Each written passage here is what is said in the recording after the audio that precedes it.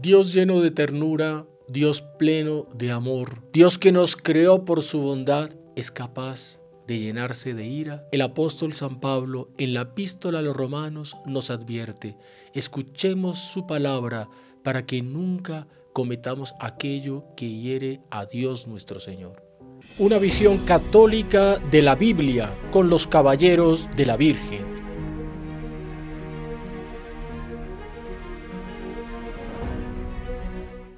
Dios que crea por amor, que se encarna y nace en Belén, llorando como un bebé por amor. Dios que muere en lo alto de la cruz por amor, que operó milagros en su vida por amor, que nos dio el ser a cada uno de nosotros por amor. Ese Dios es capaz de ira. Ira, aquel sentimiento que entendemos como algo humano, pero ira que para Dios es una de las cualidades de la justicia, consecuencia lógica del amor, porque quien ama busca la retribución. Y cuando no ve la retribución de su plan de amor, eso le produce dolor.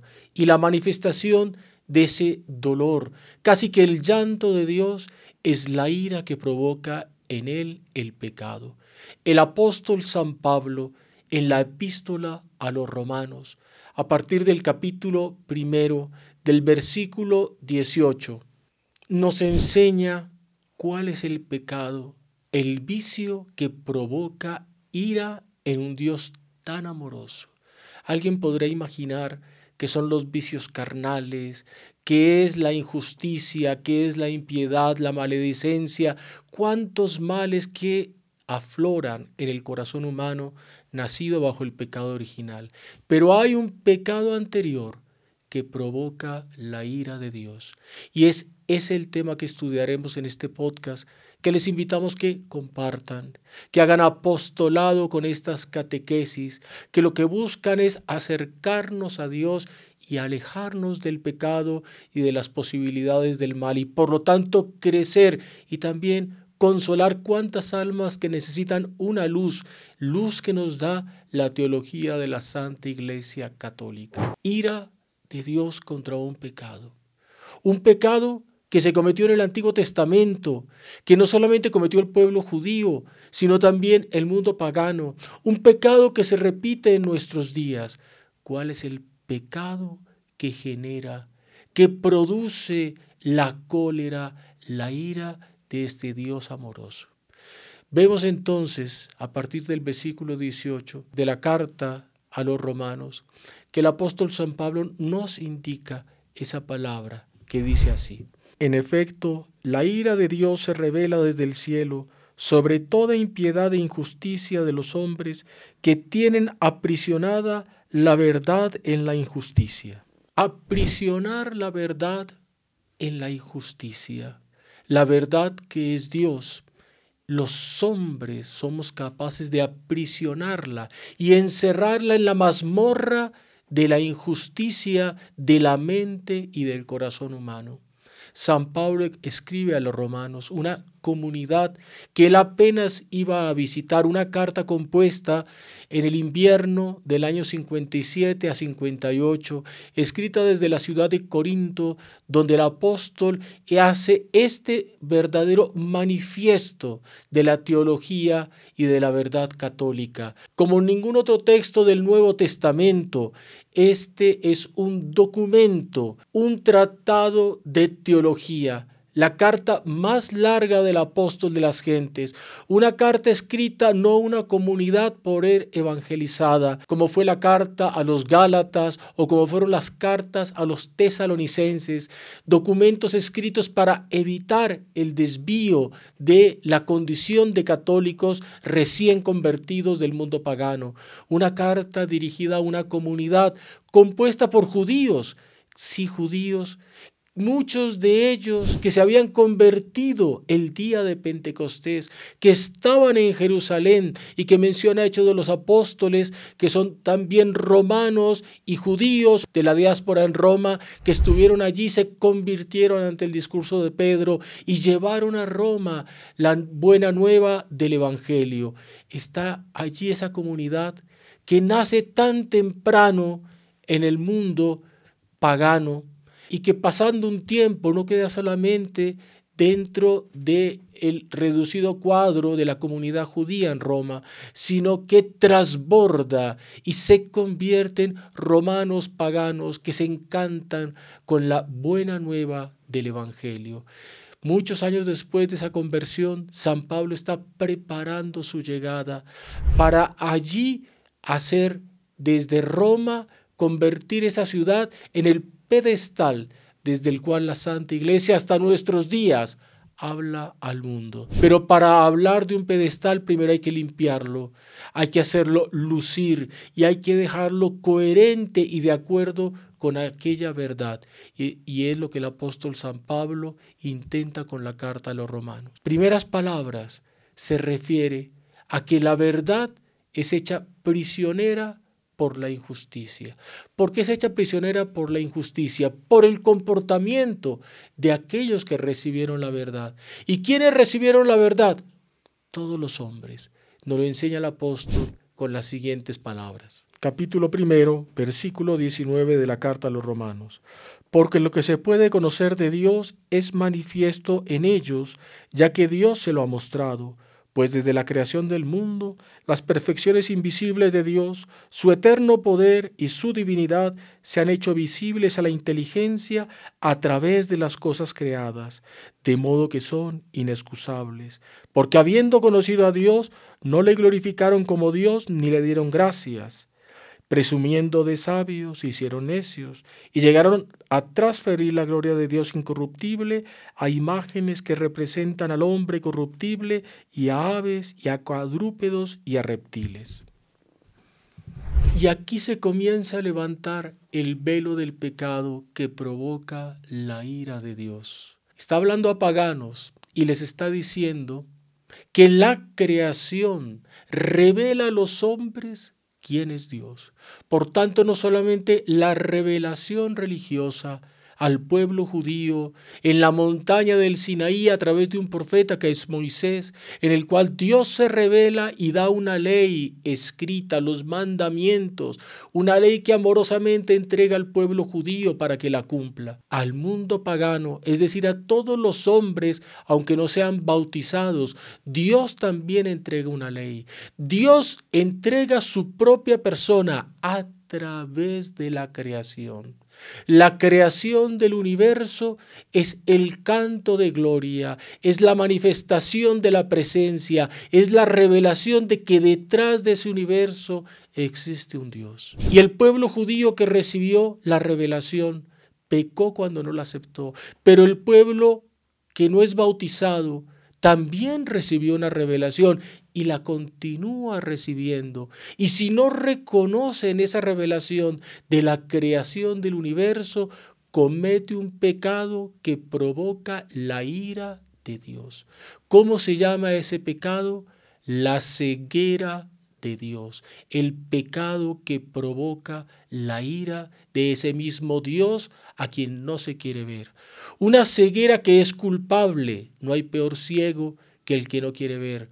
Una ceguera que es precedida por un ejercicio intelectual, porque quiere cercenar de su mente y de su corazón, de que ese universo creado es hecho por un Dios que ordenó, que es omnipotente, que es todopoderoso, que tiene una lógica en la creación. Y el ser humano, cuando se dice ateo o cuando se hizo pagano o cuando se hizo judío incoherente, que no cumple la revelación de Dios, es decir, que no da un culto religioso, que no lo manifiesta la creación, y al no dar un culto religioso no glorifica a ese Dios y por lo tanto no confiere a sí mismo de que debe haber ante un Dios creador y un culto que lo reconoce, una actitud de comportamiento, es decir, una moral consecuente con ese orden que Dios creó. El pecado que provoca la ira, la indignación, la cólera de Dios es la ceguera de Dios. Y tiene varios nombres: ateísmo, ceguera de Dios. ¿Cómo un ateo puede negar a Dios? Que nos explique el ateo este orden perfectísimo del universo, de las leyes de la física, de la constitución del organismo humano, de la creación del cerebro y de la inteligencia. ¿De dónde viene? Si no hay una inteligencia superior que lo ordena. El caos no puede generar orden. Es una contradicción filosófica. La materia no puede generar espíritu y es la refutación a la teoría evolucionista, a la teoría materialista, comunista, marxista, a la teoría que niega que haya un Dios principio inteligente en la creación. Esta verdad del apóstol San Pablo está hablando de un fenómeno de nuestro mundo, de nuestro tiempo. Ese materialismo, ese ateísmo provoca la ira de Dios, porque hay una perversión de la inteligencia en la negación de que haya un ordenador que creó el universo. Veamos teorías de nuestro mundo.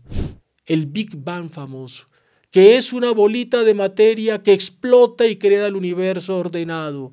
Y preguntamos, ¿quién creó esa bolita de materia? Y dicen los ateos, siempre existió, es eterna. Absurdo.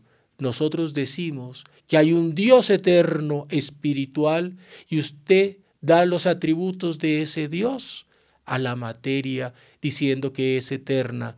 ¿Cómo es posible que una materia bruta produzca un orden perfecto que llega a un auge de lo espiritual a través de lo que ellos llaman la evolución, que va evolucionando hasta que llega a producir la inteligencia y el alma y el raciocinio en el ser humano? ¿Cómo la materia que es burda puede producir la sutileza del espíritu y del raciocinio? Ceguera de Dios que provoca la ira de ese mismo Dios.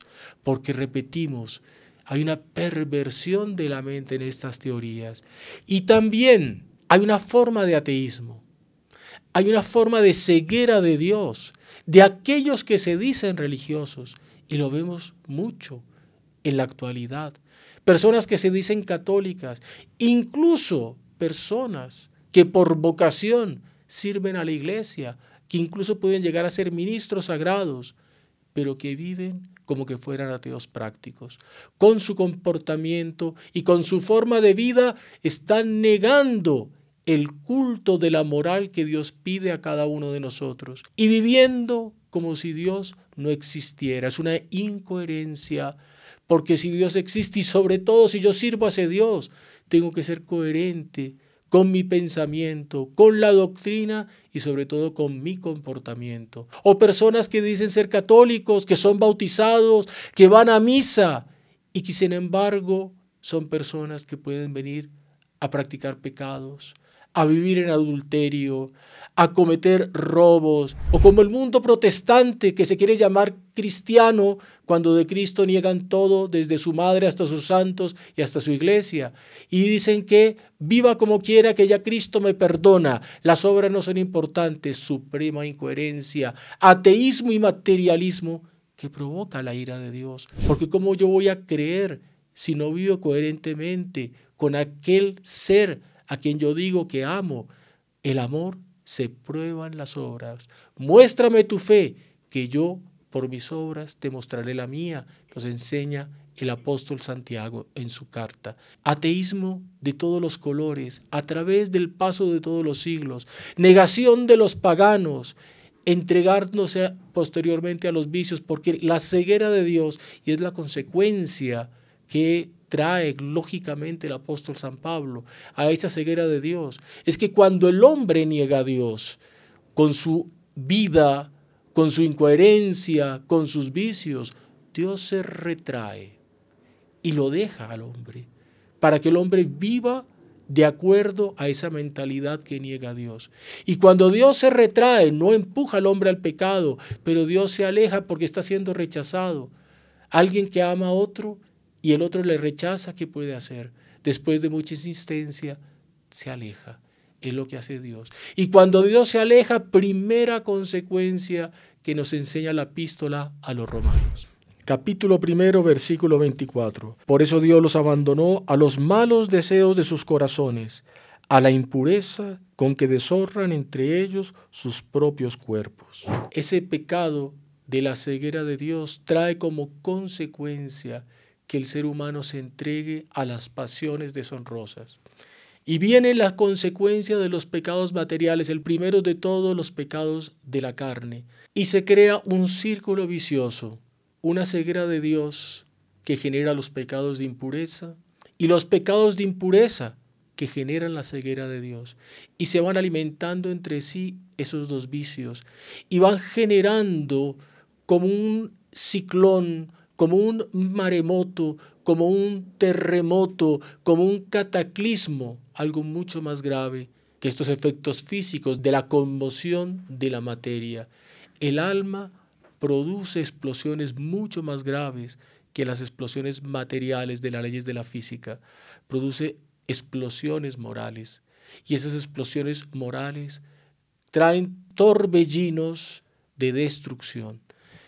Ceguera de Dios, pasiones desbordadas, que trae como consecuencia, y las enumera el apóstol San Pablo, 21 vicios decorrentes de esa negación de Dios y de la impureza. Es esa ira de Dios, de un Dios herido, de un Dios amoroso, de un Dios que todavía su ira es un gesto de misericordia, para que los hombres se detengan y digan, algo está andando mal, algo estoy haciendo que no corresponde. ¿Por qué el mundo está cayendo tanto? ¿Por qué este estado social me choca, me afecta, me hiere? ¿Qué es lo que sucede? Para que se remonte no a una solución utópica o política, sino a una solución de carácter religioso, que es lo que necesita el mundo moderno. Y miren los vicios que son consecuencia de la ceguera de Dios y de esos vicios de la impureza. Capítulo 1, versículo 28. Dios los entregó a un perverso sentir que les lleva a realizar acciones indignas, colmados de toda iniquidad, malicia, avaricia, maldad, llenos de envidia, homicidio, riñas, engaños, malignidad, chismosos, calumniadores, enemigos de Dios, insolentes, soberbios, fanfarrones, inventores de maldades, rebeldes con sus padres, insensatos, desleales, desamorosos, despiadados. Un catálogo de vicios que, si uno se detiene, puede pensar claramente que queda de una sociedad donde todos estos vicios toman asiento, donde no hay familia, donde no hay caridad, donde no hay confianza, donde no se encuentra amor honesto, donde no se encuentra personas que sean leales a su palabra y que se hacen con estos vicios aún alimentando otras pasiones dentro de su corazón. Esta epístola a los romanos, que estamos tomando apenas una pequeña parte de este capítulo 1, es muy indicativa e importante para entender los problemas de nuestra sociedad. Hay una ceguera de Dios que provoca la ira de ese Dios y que trae como consecuencia el ciclón de estos vicios que van destruyendo el orden social. Hay un camino inverso y hay una forma de aplacar esa ira y de encontrar a ese Dios nuevamente y de pedirle perdón y de reparar, de restablecer de una manera esa relación del mundo, del hombre, de la mujer, de la sociedad, de la familia, de las instituciones con Dios nuestro Señor. Y la propia Sagrada Escritura nos lo trae. Dios se llenó de ira con el pueblo judío y vemos que en el libro del Éxodo esa ira de Dios fue aplacada por la oración. La oración de Moisés, que intercede ante ese Dios que estaba indignado con la infidelidad del pueblo, hace con que Dios tome paciencia, se aplaque y restituya su relación amorosa con el pueblo. Después, otra virtud importantísima: de un lado oración, de otro lado humildad. Los dos secretos para aplacar la ira de Dios. Y lo vemos en cuantos hechos del Antiguo Testamento también. Lo vemos en el primer libro de los Reyes, el profeta Elías increpando al rey Ahab, que había pecado por culpa de su esposa Jezabel y había robado y matado a Nabot para robarle la viña, una viña de la cual se había llenado de codicia, cometido un crimen tremendo.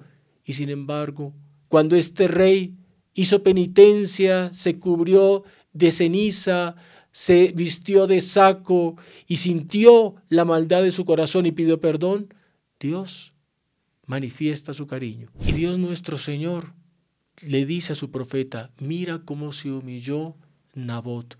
Por eso no lo castigaré a él en vida, no le quitaré su reino, sino que ese castigo se aplicará más tarde en vida de su hijo. Fue castigada esa estirpe, pero Dios se apiadó del pecador porque el pecador se humilló. Como cuando el rey David se humilló después de su pecado, Dios se aplacó. Un Dios que tiene ira, pero un Dios que es misericordioso y al cual conquistamos con la oración, con nuestra vida de piedad y sobre todo con nuestra humillación. El libre albedrío, nuestra libertad interna, nuestra actitud frente a Dios es la que escribe la historia. Dios está esperando que nosotros entendamos que su ira hace parte de su justicia y que existe, pero que siempre su ternura, su caridad y su amor están por encima. Depende de nosotros. La historia de cada uno, la historia de las naciones, la historia de la iglesia, la escribimos nosotros. No pensemos que con gestos externos, son sobre todo actitudes interiores de oración, de humillación, de amor, de comprensión y de una frase que aparece en esta epístola a los romanos y que es muy importante. Penitencia, conversión, cambio de mentalidad. Palabra griega, metanoia. Metanoia, que es un cambio radical del ser, que es un cambio de dirección, que es tomar el rumbo verdadero. Es un bautismo de metanoia, de conversión, de penitencia, de cambio de mentalidad que predicó el Bautista para allanar los caminos de Jesucristo nuestro Señor. Es a la metanoia que Jesucristo invitó al mundo. Es a la metanoia, a la conversión que el apóstol San Pablo nos está invitando en esta epístola a los romanos, y que nosotros queremos ser solamente un eco después de 20 siglos, recordando estas verdades de fe, pero sabiendo que este problema de la ceguera de Dios, que esta verdad de la ira de un Dios herido, pero que sobre todo que esa gran misericordia, que tiene una madre de misericordia, que es María Santísima, nos da la esperanza que si somos reos de la ira del Señor, acudamos a María, que ella sabe aplacar el corazón de su Hijo. Acudamos a María, porque ella detiene el brazo del Padre. Acudamos a María, porque una palabra de ella hace con que su esposo, el Espíritu Santo, nos dé las gracias suficientes para que nosotros tomemos el camino de esa metanoia, nos convirtamos, nos transformemos y trabajemos para convertir el mundo. Salve María.